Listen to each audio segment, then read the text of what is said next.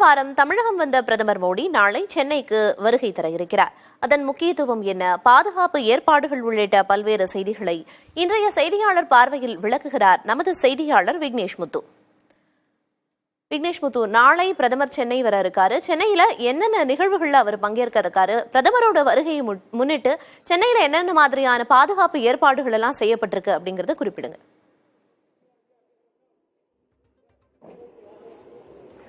பிரியதர்ஷினி, நாடாளுமன்ற தேர்தல் நெருங்கக்கூடிய நிலையில் 4வது முறையாக பிரதமர் நரேந்திர மோடி நாளை மகாராஷ்டிராவிலிருந்து சரியாக 2:45 மணி அளவிலே சென்னை வர இருக்கிறார். சென்னையிலிருந்து அவர் நேரடியாக கல்பாக்கம் அனல்மின் நிலையம் செல்லக்கூடிய அவர் அங்கு நடைபெற இருக்கக்கூடிய அரசு நிகழ்வில் நேரடியாக கலந்து கொள்கிறார். அங்கிருந்து ஹெலிகாப்டர் மூலம் மீண்டும் சென்னை விமான நிலையம் வரக்கூடிய பிரதமர் நரேந்திர மோடி அங்கிருந்து சரியாக 5:10 மணி அளவிலே சென்னை நந்தனம் YMCA மைதானத்தில் நடைபெறக்கூடிய பாரதிய ஜனதா கட்சியின் அரசியல் பொதுக்கூட்டத்தில் நேரடியாக கலந்து கொள்கிறார். கிட்டத்தட்ட 1 மணி நேரத்தும் அளவில் இந்த பொதுக்கூட்டம் நடத்துவதற்கு பாரதிய ஜனதா கட்சி சார்பில் திட்டமிட்டிருக்கிறது. 6:15 மணி அளவிலே 15 மணி வரை இந்த பொதுக்கூட்டம் நடைபெறுகிறது.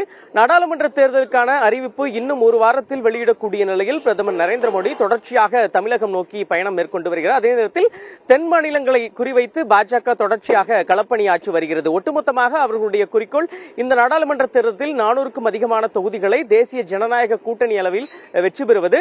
குறிப்பாக தென் மாநிலங்களில் பாஜகவின் அந்த ஒரு எழுச்சி குறைவாக இருக்கக்கூடிய நிலையில் பிரதமர், மத்திய உள்துறை அமைச்சர், பாஜக தேசிய தலைவர் JP நட்டா உள்ளிட்டோர் தொடர்ச்சியாக இந்த தென் மாநிலங்களை குறிவைத்து களப்பணியாற்றி வருகிறார். தமிழகத்தை பொறுத்தமட்டில் பாஜக தலைமையில் ஏற்கனவே அந்த கூட்டணி என்பது அமைக்கப்பட்டு தமிழ் மாநில காங்கிரஸ் கட்சி, IJK,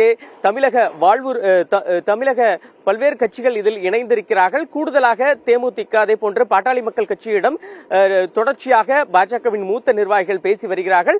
நாளை நடைபெறக்கூடிய அந்த நிகழ்வுகளில் கூட்டணி கட்சி தலைவர்கள் கலந்து கொள்வார்கள் என எதிர்பார்க்கப்படுகிறது. அதே நேரத்தில் இந்த பொதுக்கூட்டத்தில் முன்னாள் முதலமைச்சர் பன்னீர்செல்வம், TTV தினகரன் அதிகாரப்பூர்வமாக கலந்து கொள்வார்களா என்ற ஒரு எதிர்பார்ப்பு எழுந்திருக்கிறது. ஏனென்றால் அண்மையில் நடைபெற்ற பாஜகவின் பொதுக்கூட்டங்களில் அவர்கள் கூட்டணி கட்சி தலைவர்கள் அனைவரும் கலந்து கொண்டாலும் OPS மற்றும் TTV தினகரன் நேரடியாக கலந்து கொள்ளவில்லை. இதனால் அவர்கள் கூட்டணியில் இருக்கிறார்களா, இணைவார்களா என்ற ஒரு கேள்வி எழுந்திருக்கிறது. இதற்கான விடை நாளை முழுமையாக தெரிய வரும் என தெரிவிக்கப்படுகிறது.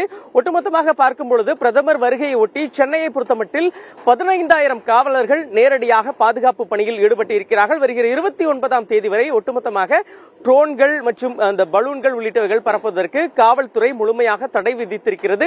நந்தனத்தை பொறுத்தமட்டில் அங்கு இருக்கக்கூடிய அந்த மைதானத்தில் பிரதமர் நரேந்திர மோடி, மத்திய இணையமைச்சர் எல் முருகன், பாஜக மாநில தலைவர் அண்ணாமலை மற்றும் பல்வேறு கட்சி மூத்த தலைவர்களுடைய அந்த கட் அவுட்டுகள் வைக்கப்பட்டிருக்கிறது. பாஜக கொடி வைக்கப்பட்டிருக்கிறது. சாலை மார்க்கமாக விமான நிலையத்திலிருந்து இந்த நந்தனம் YMCA மைதானம் வரக்கூடிய பிரதமருக்கு பாஜக தொண்டர்கள் மற்றும் பல்வேறு அணிப்பிரிவுகளைச் சேர்ந்த நிர்வாகிகள் உற்சாகமாக வரவேற்பு அளிக்க இருக்கிறார்கள். ஒரு ரோட் ஷோ போன்று பிரதமர் நரேந்திர மோடி விமான நிலையத்திலிருந்து இந்த மைதானத்துக்கு வரக்கூடிய திட்டமிட்டிருக்கிறார்கள். அதற்கான ஏற்பாடுகள் செய்யப்பட்டிருக்கிறது. ஒட்டுமொத்தமாக அவருடைய வருகை அரசியல் ரீதியாக மிக உற்று நோக்கப்படுகிறது. என்ன பேச இருக்கிறார்?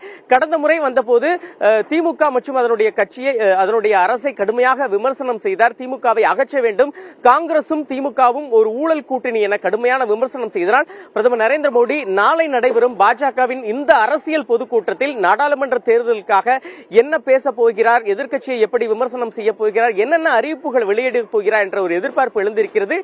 அதே நேரத்தில் முதல் கட்ட பட்டியல் பாஜக சார்பில் விரைவில் வெளியாக இருக்கிறது. இந்த நிலையில்தான் பிரதமருடைய வருகை நாளை மட்டும் இல்லை, இந்த மாதத்தில் மீண்டும் ஒரு முறை வர இருப்பதாக பாஜக சார்பில் தெரிவிக்கப்பட்டிருக்கிறது. அவருடைய வருகை அரசியல் ரீதியாக முக்கியத்துவம் தருகிறது. பாதுகாப்பு ரீதியில் 15,000க்கும் மேற்பட்ட காவலர்கள் பாதுகாப்பு பணியில் ஈடுபட்டு இருக்கிறார்கள். பிரியதர்ஷினி, விரிவான தகவல்களை வழங்கியதற்கு நன்றி விக்னேஷ்.